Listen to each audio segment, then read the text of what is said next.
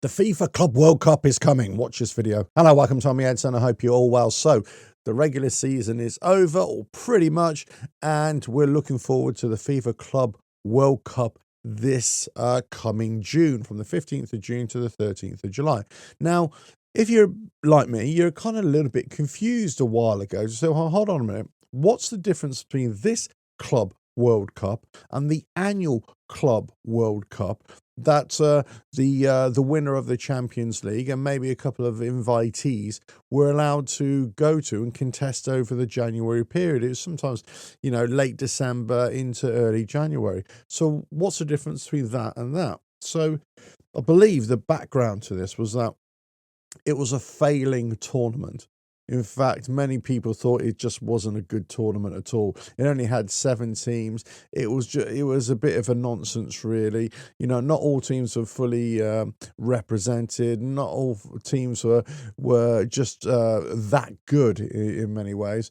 And usually, more often than not, it was the European Champions League winners that would come out on top. So they need to change it up a bit. They need to juju it up a bit, as it were. So they've come out with this brand new tournament that's going to be contested every 4 years. It's going to slot in between the Euros and the World Cup on those gap years as well, as is this year. And basically, it's hosting 32 teams from all the different confederations around the world. Now, this Club World Cup, it's going to take a while, a couple of generations or a couple of iterations for all the teams to fully, let's say, justify their position there.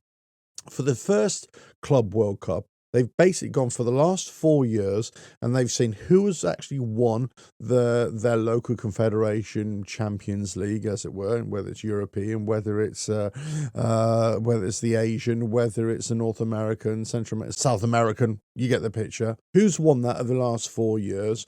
And then you've got different representatives from the different confederations, and say, right, which has done reasonably well within the last 4 years as well. Only 2 teams for each country can be represented as well.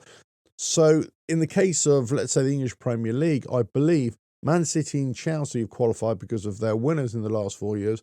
However, Liverpool have not qualified, although they were a finalist a couple of years ago. So that's the issue here.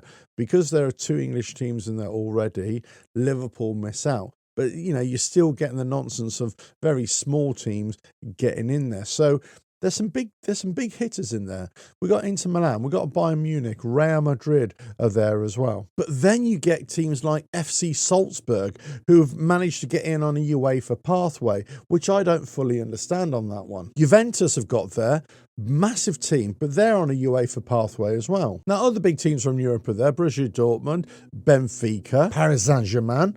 They're all there, but one of the biggest teams in the world that isn't there is Barcelona, because they haven't really done that well in the Champions League of the last 4 years, of course. So this is why you're going to get some really huge names that actually aren't there and some really lesser names that have won in other parts of the world. Now, one of the key stories here is that Inter Miami have qualified for this. This is a David Beckham team, obviously from the MLS.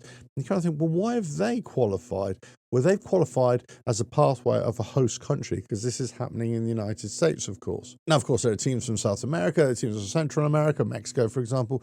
There are teams from the Middle East, the teams from the Far East as well, all representing their own confederations. But another key story here is that although Lionel Messi is going to be there at the Club World Cup because he's with Inter Miami, Cristiano Ronaldo right now is not, because he plays for Al Nassr in Saudi Arabia, of course, and they haven't done anything in their Champions League for the last 4 years. So they didn't qualify. Now, it's my understanding, I'm not 100% sure, but it's my understanding that FIFA are trying to work with other clubs, and they're trying to work with Cristiano Ronaldo because he's out of contract this summer, although I believe he's signed on for another 2 years, to see if another team can just hire him just for the Club World Cup. So you never know, Cristiano Ronaldo might be there. But this is the first time of the Club World Cup in its new format. It's only going to be run every 4 years. It's not going to be mid-January or early January as in previous years. It's not going to be a very small tournament that nobody really cares about. In fact, many fans are thinking, well, why are we even bothering with that? Now it's a bona fide big Club World Cup.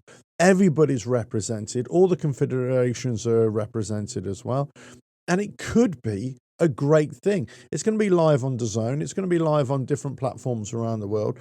So it'd be very interesting to see how this is received. But if you've got the big teams there, and if you've got the massive players there, and if the quality of football is really good as well, then we're going to have a good tournament.